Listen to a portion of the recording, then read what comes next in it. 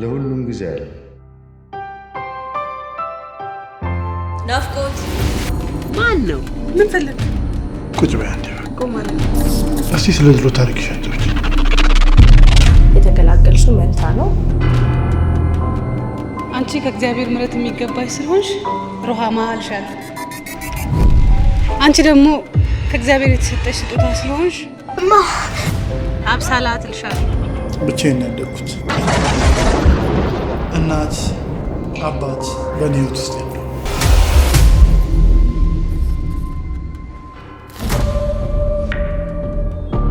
ልጆችሽ እኔ ጋር ናቸው። ማን ፈቀደልህና ልጆቼን ወሰድካቸው?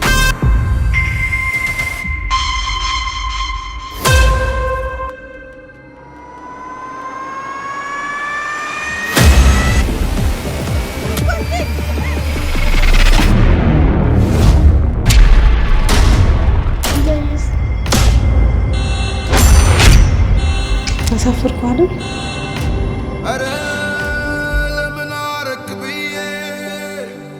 እኔ ከገላይ ውጭ ልከፍል የምችለው ነገር የለኝም። እኔ ብሩን እሰጥሻለሁ።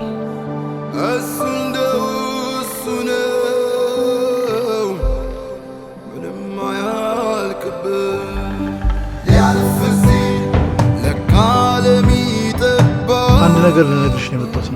ናፍቃችሁኝ ነው።